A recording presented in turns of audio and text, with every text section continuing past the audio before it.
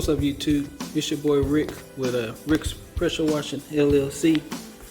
Today we're going to talk about some things that you newcomers to the industry are going to need to know, and we're going to talk about some things that'll make you more efficient.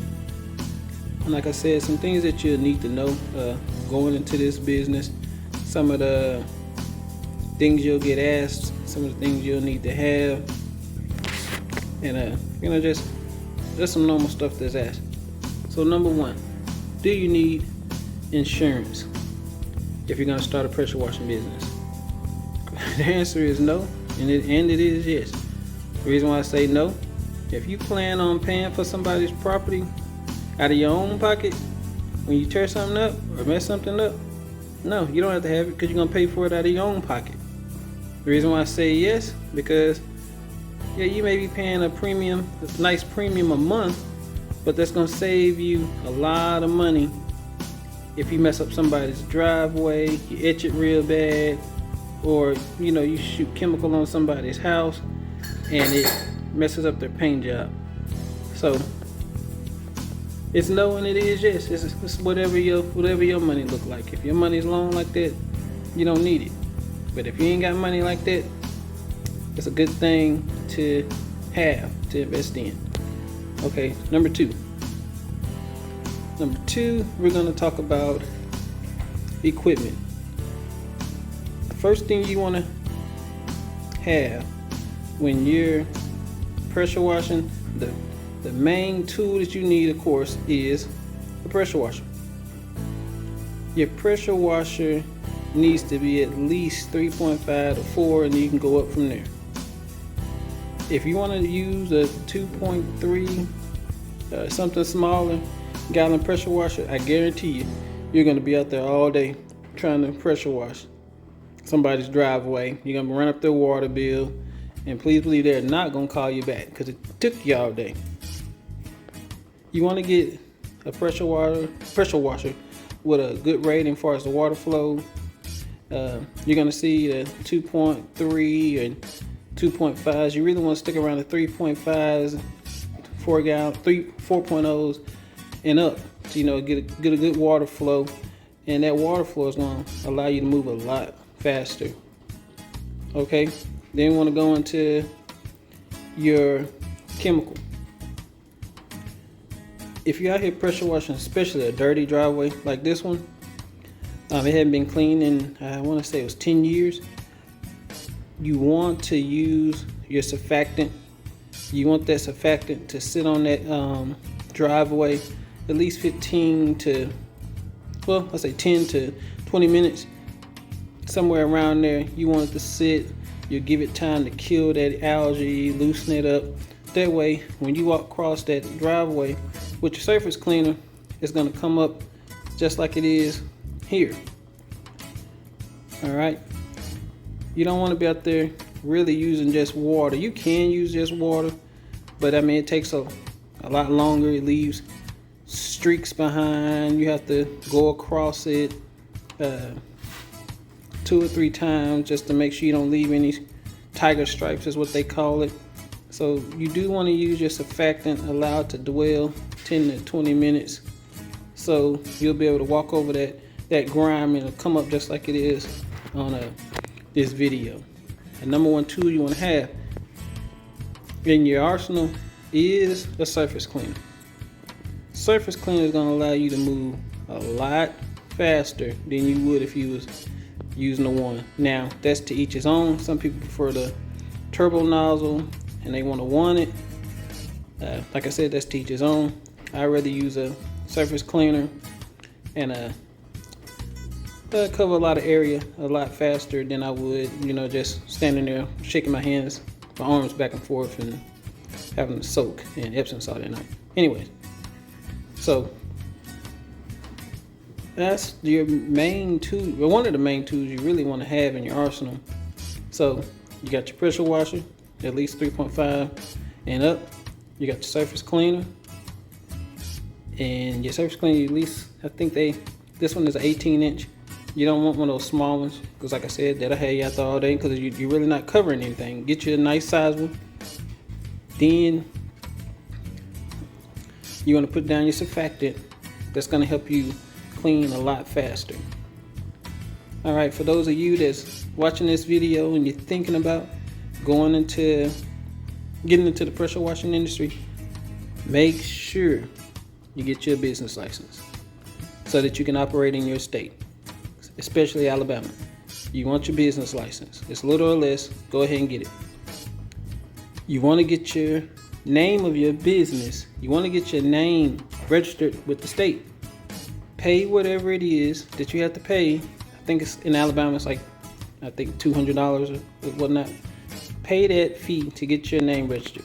You do not want to be out here. The name of your company is Johnny Lang's Pressure Washing LLC, and you made this name up and you didn't get it registered. And there's actually a Johnny Lang Pressure Washing Company 10 miles from you, same name, and they find out that you're using their registered name, they can sue you. So pick a name, go to your state treasurer, I want to say, well, register your name through your state, make it your name, so that you're not out, you're not going to get sued for using somebody else's name. Okay, next, once you get your name registered, go to your local bank and set up your LLC. It's not hard, it's easy. The bank does majority of the work. All you got to do is have the paperwork, your license, have all that stuff. They'll tell you what you need. Get your LLC set up through your bank, and once you get that set up, that's gonna kind of help that's gonna save your personal bank account from getting money taken out of it if you ever get sued. With your LLC set up, you do have to have a business account with your bank. Now whatever is in that account, if I'm not mistaken, whatever's in that account, you can still get sued, but it's pretty much for whatever you got in that business account. From what I was told, they can't go after you, you and your wife's y'all personal account. They can't go out there, money that's in that account, because basically the money that you're getting paid from the pressure washing is supposed to be going into your business account. So that'll also help when it comes time for paying taxes, because you can easily look and see how much you've made, report it, pay the taxes on it. Okay, another thing you want to do is when you're out here charging these people to clean their property, you can charge by the square foot. You can do a 1 car, such and such price, 2 cars, such and such price. You can have a fixed price, but make sure that you are charging your customer the state tax, local tax, whichever it may be. Make sure you are charging tax, because if not, at the end of the year, the tax season, when it's time to pay up, the people that you didn't charge tax, you're going to be paying it. You're going to be paying the taxes. So you want to make sure that you're charging tax. All right? You want to make sure you're charging that tax so you can avoid having to pay out of your earnings. You don't want that money that you made, per se, to be coming out to turn around and pay the taxes, because that cuts into your overall profit of what you made for the year. So make sure you are charging the taxes. Okay? Make sure you're giving your customers a receipt. Making sure that you have a system that you're using that you can go back and say, for instance, you have a repeat customer. If you want to stick to that same price range you charged them the last time, have a system set up so that you can go back, see what you charged them the last time, and go from there. Okay. It's not number, but you also want to watch out for people calling you and asking you, what would you charge to do a 2-car driveway, a patio, and the back side of my house? How much would that charge? How much would you charge me? The reason why you want to avoid that is because you want to see it before you give somebody a price on what it's going to cost them to get it done by you. Because if you're giving quotes out over the phone, for one, you could be talking to a competitor, and they're just out to see what your prices are, and they could probably adjust theirs to be more competitive with you. Or they could have a job, and that's what somebody's wanting them to do, and they see that you're registered and you got everything that you need, and they want to see what a professional per se would be charging to do that. So you want to avoid that. You always want to tell the person you have to see it. Okay, next, you want to also upcharge. If you get to a house and they told you in the beginning that all they wanted was a driveway, you have people that will add on to stuff. Oh, can you hit this? Can you hit that? Can you hit that? First thing you need to do is, oh yes, I can do that. But sir, ma'am, it will be an upcharge. You want to have a disclaimer per se, or something that you'll submit with your invoice or your estimate and your invoice, letting that customer know that, hey, if you want to add something on, there's going to be an upcharge. You want to let them know in this disclaimer what you'll be doing and what you won't do. Like rotting wood, you can have in there that you won't go nowhere near rotted wood. You can have in there that you'll upcharge for additional services. You can have in there, if they have low water pressure, that you can terminate the service and not do it. Because if they have low water pressure, guess what? You're going to be out there all day, because your pressure on your pressure washer is going to go in and out the whole time you're there hooked up to their faucet.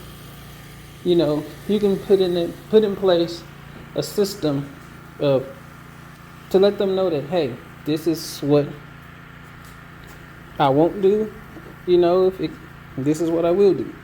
Once they accept that invoice, digitally or written, however you want to give it to them, I prefer digitally, you'll have it in writing. You don't want to get caught up and you're out there pressure washing, and you pressure wash over a plug per se, outdoor plug per se, and they come out there and well, a couple days later the plug don't work. Guess what? They're going to accuse you and say that you broke it.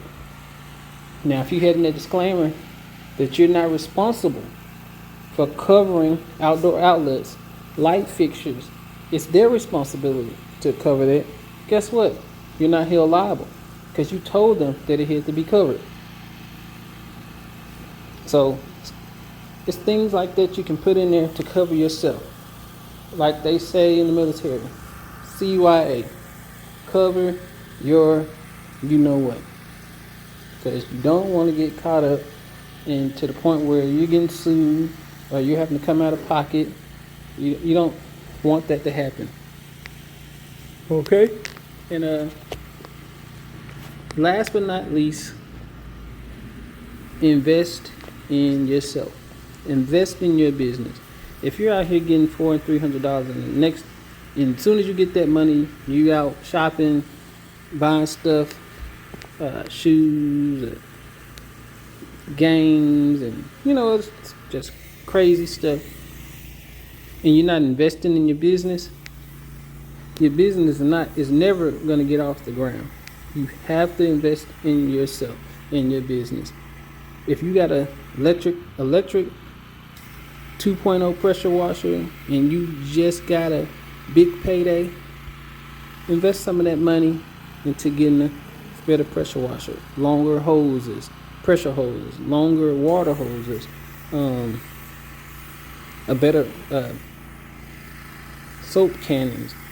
Just invest in your business, get it set up the way it needs to be so you don't run into any trouble with the state your taxes, pay your taxes, save your money, and then eventually it'll get to the point where you can play, get some money out and go pay yourself and go buy you something that you really want. But invest in yourself. That money that you're making from pressure washing, put it in your business account, and please don't put it in your personal account, because that's going to cause problems. Put your money into your business account and pay yourself, and let that account grow. Never pull from that account to the point where you're keeping it in the negatives, or it's just low. It's understandable. You may come on hard times and you may have to use that money out of your business account to pay some bills or whatever. But it is what it is. But make sure when you get jobs in the future, you're putting that money back.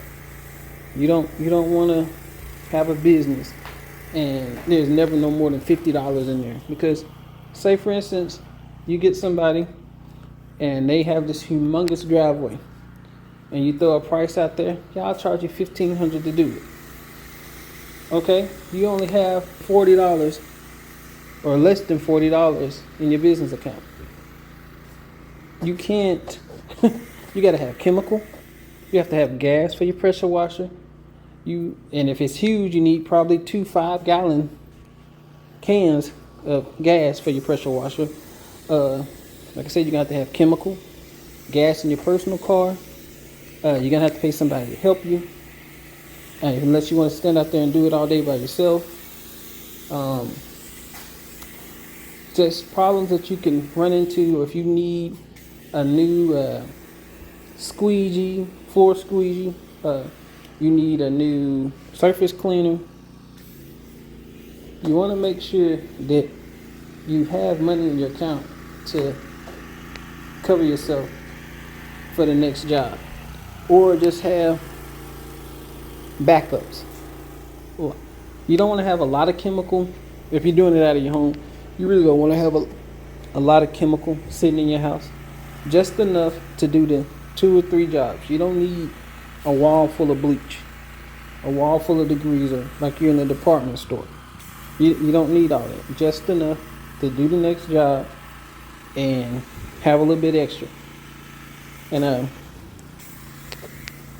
guess I'm gonna let y'all enjoy the rest of this video. It's just a little insight that I want to spread, because hey, I learned day by day, minute by minute, hour by hour.